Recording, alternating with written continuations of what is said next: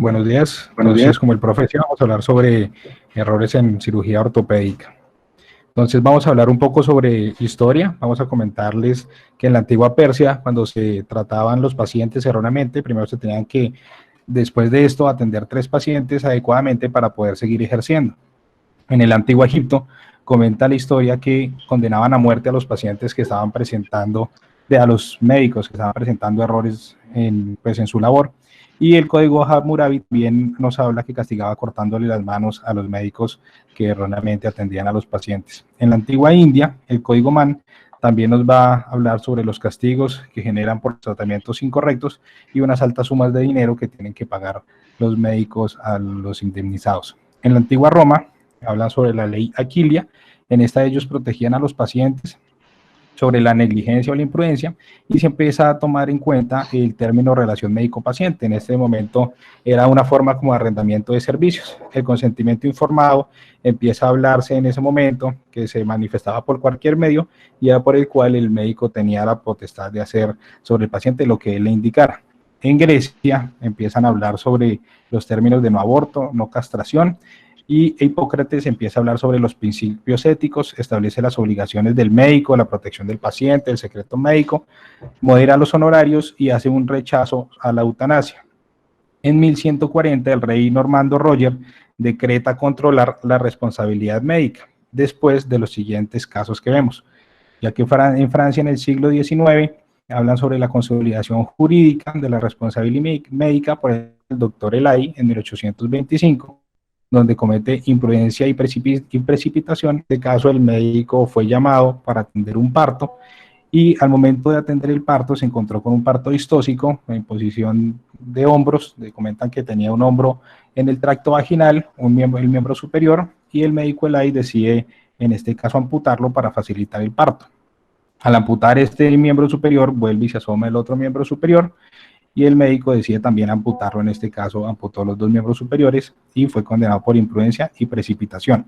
En 1832 hablamos sobre el caso del doctor Turnet Noroy, en donde él genera impericia y negligencia. En este caso el médico fue a atender a un paciente, el paciente tenía una lesión, él decide sangrarlo, y al realizar el sangramiento genera una lesión arterial y el paciente posterior a esto presenta una gangrena. Lo llama en posteriores ocasiones 2 veces, se le ordena unas pomadas y al final el paciente termina amputado. En este caso fue condenado por impericia y negligencia.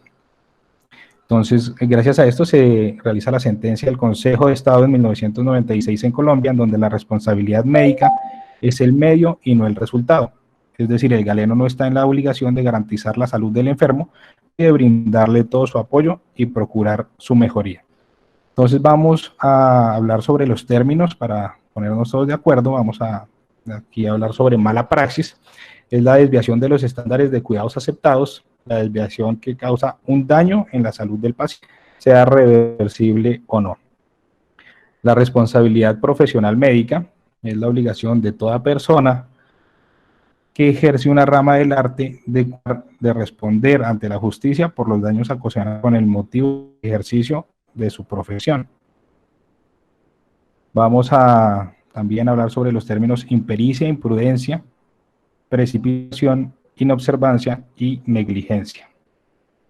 Pues vamos a definir el primero. Impericia es la falta de sabiduría o la carencia de conocimientos técnicos para realizar o pues, tener las habilidades en el ejercicio de la medicina. La prudencia es la falta de prudencia, realizar un acto con ligereza, sin las adecuadas precauciones, que es una conducta contraria a lo que el buen sentido aconseja. Precipitación, actuar apresuradamente, teniendo el tiempo para precisar los procedimientos y obteniendo, gracias a esto, un resultado insatisfactorio. Inobservancia, omisión al cumplimiento de los principios éticos y preceptos legales de la observancia obligatoria en el ejercicio profesional. Y la negligencia es la omisión del cumplimiento al deber con conocimiento de causa y teniendo los medios para ello, generando ya sea por un descuido o por una omisión. ¿Cómo podemos prevenir todos estos términos que acabamos de mencionar? Lo primero es laborar en unas instalaciones apropiadas. Lo segundo es tener unos recursos adecuados, abstenerse de garantizar unos resultados en la atención del médico. No, en este caso no podemos garantizar nada porque pues no hay garantías, sino que se hace lo mejor para tener el mejor resultado. Tener acceso a una educación médica continua y tener acceso a las actividades de docencia e investigación. Se ha visto que los médicos, entre más actualizados están, si presentan docencia, si están actualizados en leer artículos, van a tener un mayor conocimiento y con eso pues una mejor práctica médica. También lo más importante es tener una adecuada relación médico-paciente. Ahorita vamos a ver los artículos más adelante, en donde siempre tener una relación médico-paciente es lo que nos va a nosotros permitir de pronto exonerarnos o en algún caso pues dialogar y llegar a unos buenos términos. El consentimiento informado, siempre tenerlo en cuenta, explicar los riesgos y los beneficios y siempre comentar las conductas alternativas para que el paciente pues pueda tener el amplio espectro de qué es lo que puede realizar y que él mismo tome su decisión. Evitar siempre las consultas por teléfono, en este momento que es tan común el chat, entonces pues evitar esas consultas por WhatsApp y con eso pues vamos a tener también una forma de protegernos. Ser claro y no confundir al paciente en cuanto a su diagnóstico, su pronóstico y sobre todo mentirle. Cuando ya tenemos el paciente y tenemos lo que se le va a realizar, entonces solicitamos los medios de apoyo necesarios con unos equipos que tienen que ser los necesarios y los adecuados y que cumplan los estándares. En este caso, cuando entramos a cirugía y vamos a hacer un procedimiento quirúrgico, tener una técnica quirúrgica adecuada. Acá les voy a hablar sobre verificar el sitio quirúrgico. Esto es muy, muy importante porque vemos que en 1984 la Academia Americana de Cirujanos Ortopédicos hizo la campaña de marcar su sitio. Nos preguntamos por qué si desde 1984 estamos marcando el sitio quirúrgico, por qué seguimos teniendo cirugías en sitios equivocados, en extremidades equivocadas, y entonces nos preguntamos si existe en nuestro hospital un protocolo. Generalmente en todos los hospitales que son de nivel 3, nivel 4, tenemos un protocolo establecido, y este protocolo, que es la lista de chequeo que generamos antes de las cirugías, fue obtenido gracias a que en 1935 en Wright Field, Ohio, un avión, el B-27, se estrelló, ya que cuando el piloto, que era un piloto muy experimentado, hace el despegue, se le deja los alerones abiertos, se le olvida cerrarlos y termina estrellándose y acabando con la vida de este piloto. Entonces entraron a ver qué era lo que había ocurrido y sacaron los pilotos una lista de chequeo para el momento de hacer el despegue y el aterrizaje, que es el momento más crucial, poder tener todo bajo control. En el 2008 la OMS genera las cirugías seguras salvan vidas, y para esto entonces incluimos la lista de chequeo. Algo que llama mucho la atención, el libro que les pongo a mano izquierda, que es los errores humanos en medicina, que generan 44.000 a 98.000 muertes, resultado de errores médicos. Esto generó mucho pánico en la población estadounidense al ver estas cifras tan altas. Este artículo que les traigo en este caso, vamos a ver las cirugías de ortopedia. En estas cirugías vamos a ver que de 483 pacientes, el 5.6 de ellos se operó en el sitio equivocado. Entonces nos preguntamos por qué sigue ocurriendo esto con los protocolos que se están tomando. Vemos que la mayoría de errores fue en el equipo quirúrgico y en la técnica quirúrgica. La técnica con un 13% y relacionado con el equipo un 29%. También la comunicación es un 24% de los errores en este artículo mirado de 483 pacientes.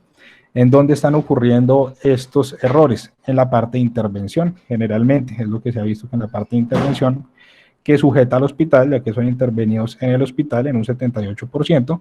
De ese 78%, el 54% ocurren en el quirófano. Cabe anotar que discriminan específicamente la parte ortopédica con un 19%, y algo que tenemos que tener muy en cuenta en instituciones en las cuales son docentes, como este hospital que presenta un gran volumen de internos y residentes, ellos pertenecían al 13% de los errores. En cuanto a cómo vamos a clasificar este evento, como les mencionaba, el equipo quirúrgico, la instrumentación, y problemas en el acto quirúrgico en la sala van a tener un 20%, una técnica inadecuada va a ser del 12.7%. Vemos que la mayoría de estos, no, pues el 41% de estos eventos no generaban un evento adverso. Eso pues, digamos que en este caso es satisfactorio. Y el 29% se presentaban una morbilidad a corto plazo y el 14%, igual un número que no es despreciable, presentaba una morbilidad permanente. ¿Cuántos de estos casos eran llevados a litigación? Solamente el 4%. Vamos a entrar a hablar sobre la osteosíntesis. Vemos que de 4.310 cirugías de osteosíntesis que se realizaron, tuvieron error 78%. La mayoría, pues, fueron realizadas adecuadamente y no tuvieron error. ¿Qué cabe destacar acá? Que estas cirugías, las que más presentaban complicaciones, eran las que eran emergencias mayores a 2 horas. El acto quirúrgico era mayor a 2 horas, eran las que más se complicaban, porque de pronto no tenemos un planeamiento adecuado, el paciente llega en muy malas condiciones y nosotros hacemos un trabajo rápido con tal de hacer un control de daños, de pronto sin un procedimiento adecuado, pero pues para salvarle la vida al paciente. Los casos se le llama la atención que el número de errores fue de 27%, de 27 casos en un total de 1.832 pacientes. Entonces vemos que en los casos selectivos que se tuvo el tiempo también hubo un número de errores importantes. Hablando sobre la frecuencia y los errores según el tipo de frecuencia, vemos que en la mayoría de los casos, 25,2% ocurren en el sitio quirúrgico, pero en la parte preoperatoria también tenemos un número grande que es de 22,4% según el estudio que les referencio en la parte inferior.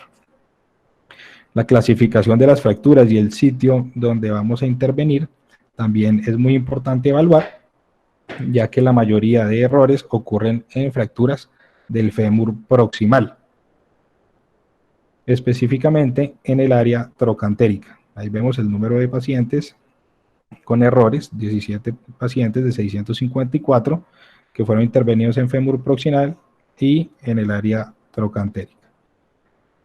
Vamos entonces a también entrar a ver qué fue lo que ocurrió durante el acto operatorio que generara estos errores. Una inadecuada reducción, una incorrecta posición del implante o un uso incorrecto del implante. Son las tres que predominan. También el largo implante. En este caso, una inadecuada reducción de la fractura corresponde al 28% y un implante equivocado de una posición inadecuada del implante también al 28%. Un implante inadecuado ocurre el 17% de los casos. Aquí les traigo un caso de un error que ocurre en cirugía, que es que se rompe la broca durante el procedimiento quirúrgico, queda interarticular, pero en el mismo acto quirúrgico se decide retirar la broca y pues afortunadamente pueden hacerlo sin problema. La placa quedó en este caso de pronto un poco baja, pero quede bien. Estas fotografías que le traigo son tomadas del artículo que está referenciado a mano derecha abajo y nos van a hablar sobre los términos que acabamos de tomar. Entonces vamos a entrar a evaluar, ¿será que este paciente de la foto A arriba a la izquierda tiene una adecuada reducción? El B, que es un implante incorrecto, una posición inadecuada del implante. El tipo C, que utilizaron el implante que no era, y la foto D, que la longitud del implante no es el adecuado. Acá les traigo unas imágenes que nos vamos a preguntar a qué tipo de error corresponde. Entonces, en este caso, les pongo los mismos términos que acabamos de hablar anteriormente, o les pregunto, no hay error, y entonces entraríamos a hablar tal vez si el médico hizo impericia, qué tal que le funcione, no sabemos, pero pues usó una técnica en la cual no está descrita. Esta imagen nos muestra también a qué error corresponde, si hubo una inadecuada reducción, una posición inadecuada del material, o el material no era adecuado. En este caso no les tengo la proyección antero-posterior. Todas estas son imágenes que me pasaron algunos docentes que han tomado por ahí. Y en esta foto también les traigo, ¿será que fue una inadecuada reducción, una posición del material inadecuado? O pues que pueden ser todas las anteriores. Ustedes sacarán sus conclusiones. Hablando sobre estas osteosíntesis, el artículo que les mencionaba anteriormente, 4.310 pacientes que fueron intervenidos con osteosíntesis registraron complicaciones, 967 pacientes. Vemos que es muy alto el número, es que cuando se complican presentan más de una complicación. En este caso, 745 pacientes presentan más de una complicación. ¿Por qué es tan importante hablar de esto? Porque hay que sensibilizarnos y tenerlo muy en cuenta, porque esta es una imagen que les traigo, una página en internet de los Estados Unidos, en donde los abogados en estos momentos están acusándonos, ya no nos están viendo como si fuéramos unos prestadores de servicio de salud, sino como cometedores de errores, de cuando acá pasa el médico a cometer errores, a hacer el malo y a intentar hacerle daño a los pacientes en vez de buscar un beneficio para este. Estos son fotos, hay múltiples páginas en donde pueden meterse, donde hablan de toda la consultoría jurídica, que incluso se las hacen gratis, y nos vemos por qué ese ataque a los ortopedistas.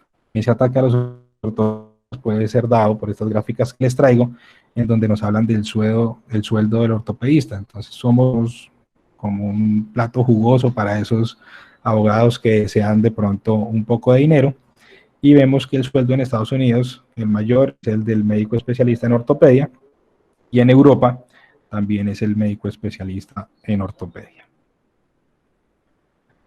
¿Cuántos de estos casos van a ser entrados en procesos jurídicos? ¿Cuántas demandas van a tener los ortopedistas? En este caso vemos que cardiología invasiva son los que van a tener más casos según el artículo, pero pues ortopédica siempre está entre los primeros en más demandas.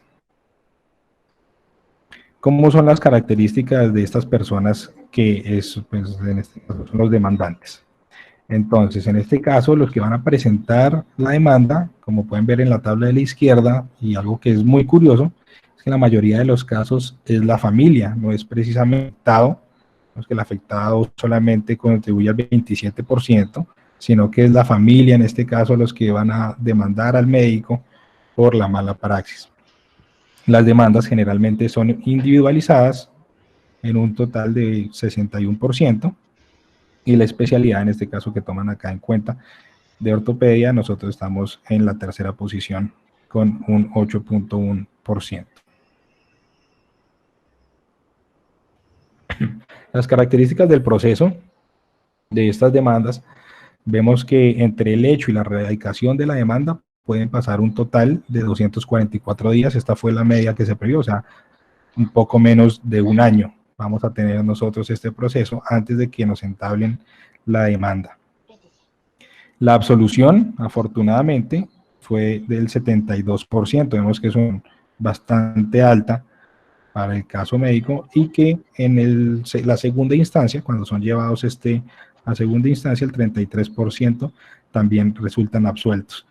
Un número importante porque los condenados van a ser pocos. Entonces, como ortopedistas, como médicos, ¿qué podemos hacer ante la demanda? Nosotros generalmente no estamos acostumbrados a manejar esos procesos, no nos explican qué hacer, y lo primero que uno hace es asustarse, entrar en estado de pánico. Aquí digo la gráfica de según las especialidades, la tasa de suicidio que generan. La más alta son los anestesiólogos, pero los cirujanos en este caso vemos que están en una segunda posición. Entonces es muy importante en estos casos mantener la calma, conocer perfectamente la historia clínica del paciente.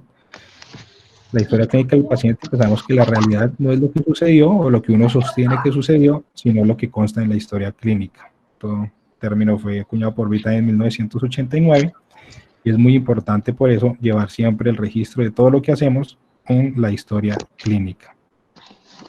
¿Qué podemos hacer? Los colegas que tal vez tengan más experiencia en este tema, los colegas que nos puedan ayudar un poco, orientar, a ver ellos qué opinan, si en realidad cometimos el error. Ninguno de nosotros está exento a cometer errores, y es bueno entonces tener en cuenta nuestros colegas qué opinan. No se debe inventar los hechos, se debe decir lo que sucedió y no intentar en ningún momento persuadir al abogado demandante o al juzgador. Son las recomendaciones que debemos tener. Evitar mencionar probabilidades, no opinar en el momento en el que nosotros seamos llevados a un proceso legal, La indicación es no opinar, sino simplemente contestar lo que se nos pregunte y contestar de una manera concreta. Como podemos tener también un soporte nosotros, demostrando que cumplimos la norma, mostrando que cumplimos todos los protocolos, que en ningún momento se ocurrió en un acto pues de error voluntario. Y el objetivo de los abogados siempre en el proceso legal y cuando vamos a estar siendo llamados a sentencia va a ser sentir al médico como un criminal y provocar su enojo. Esto va a generar que el médico se salga de casillas, termine hablando de más, y por eso nosotros tenemos que mantener el control en estos casos y no dejarnos enojar ni llevar al extremo. ¿Por qué los médicos evitan manifestar que se equivocaron? ¿Por qué nosotros generalmente no manifestamos nuestro error? Por temor al litigo, porque afecta nuestro prestigio. Un médico prestigioso que lleve muchos casos sin error, decir que se equivocó, pues puede generar en este caso dudas en los pacientes que van a ser intervenidos por él, porque el médico puede sentirse torpe, puede sentirse incapaz de realizar otra vez el procedimiento que se hizo, y lo más importante es que no sabemos cómo hacer frente a estos eventos, no sabemos qué hacer en estos momentos. Entonces entramos en miedo. ¿Cómo es la actitud de estos pacientes que nos demandan? ¿Cómo ellos actúan generalmente? Ellos desean la comunicación con nosotros y se ha visto que 2/3 de las demandas es porque el médico no acepta la responsabilidad. El paciente en estos casos es ignorado, pues da rabia en ellos. Ellos desean que el médico se justifique, que les diga qué fue lo que ocurrió en realidad, y ellos vienen a demandar cuando se sienten engañados, cuando el médico los evita o se esconde, o cuando el médico les da una información errónea, tal vez para él salir libre del caso. Entonces, ¿qué actitud debemos tomar? Siempre pensar que la sinceridad va a ser nuestro aliado, no que va a ser usada en nuestra contra. No revelar los hechos, nosotros pues, en este caso no revelamos los hechos por miedo, entonces pues debemos contar lo que ocurrió sin especular, sin inventarnos cosas, y eso sí, el médico pues tiene que coincidir con el equipo de trabajo en lo sucedido, si no pues esto va a llevar incongruencias en el tema. Siempre documentarlo, como les mencionaba anteriormente, la historia clínica, todos los procesos que se hagan. El médico debe implicarse en el caso. Realmente lo que se hace es que cuando se entabla la demanda no se va a verificar si como el proceso, y entre menos se sepa mejor, porque uno se siente más tranquilo de que lo estén llamando, no lo estén buscando, pero eso no es lo que se debe hacer. Se debe uno implicar en el caso, debe intervenir en la evolución del proceso legal, y lo más importante, que también es recibir asistencia legal por parte de la institución donde labora. Ellos son los que tienen también que brindarnos ese apoyo legal para nosotros defendernos. Cuando nosotros consideremos que la demanda fue impuesta de pronto por rabia o por algo que para dañarnos el prestigio, también se puede realizar una contrademanda cuando se considere agravado el prestigio profesional. Entonces vamos a entrar a evaluar los términos de culpa. Acá les traigo una escultura fue hecha en París en 1931 por el chileno Luis Torralba, en la cual pues, manifiesta la culpa como un humano, mitad serpiente, que oprime al hombre con la asfixia intolerable de la conciencia de la culpa. Esta obra se encuentra en Buenos Aires, la escultura. Entonces la culpa es la categoría delictiva con mayor frecuencia. Es cuando se obra culposamente el que produce el daño que no previó siendo previsible o que previó siendo confiado en que no se produciría. Es la violación de un deber de cuidado. ¿Cómo evalúan la culpa? La culpa se evalúa con 3 modos: el tiempo, el modo y el lugar. El tiempo, el tipo de cirugía, por eso les mostraba que las cirugías que son emergentes van a tener un mayor riesgo de error. El modo, en el cual el profesional, si es prudente, es diligente, considerando la complejidad de la cirugía y siendo consciente y en las condiciones en las que se encuentra el paciente, y si el instrumental fue el adecuado y el material con el que el médico se siente con experticia. El lugar, pues ver que no es lo mismo nosotros atender una cirugía en un cuarto, atenderlo de pronto en un segundo nivel, de personal capacitado, el cual nos presta el servicio. Los peritos auxiliares van a ser los auxiliares de la Administración de la Justicia. En este caso, ellos van a emitir dictámenes sobre la ciencia o el arte que practican. Generalmente es gente con más experiencia, son expertos en el tema, en el caso, y son los que van a asesorar al juzgador. Puede haber hasta 2 peritos de la misma especialidad por cada parte, y el juez puede solicitar, cuando no se ponen de acuerdo, un segundo perito cuando estos dos entran en discordia. Los ilícitos más frecuentes que van a ocurrir en el campo médico van a ser realizar actos quirúrgicos sin el consentimiento informado, la retención de un cadáver o de un paciente para garantizar los servicios del pago, y las cláusulas a través de las cuales el establecimiento médico exonera de responsabilidad absoluta en la atención médica. Los delitos que podemos cometer van a ser el abandono de la persona, o sea, abandonar el quirófano en un momento que nos salgamos de cirugía y dejemos al paciente ahí abierto, eso sería un abandono de persona. Es muy importante el segundo término, que es la usurpación de la profesión. En este caso es muy importante para los residentes que no cuentan con el título todavía especialista, puede que estén a un mes de graduarse, pero si todavía no cuentan con el título de especialista, esto sería usurpación de la profesión. Abandono, la negación y la práctica indebida de los servicios médicos y el suministro de medicinas nocivas e inapropiadas. ¿Cómo concluimos este tema?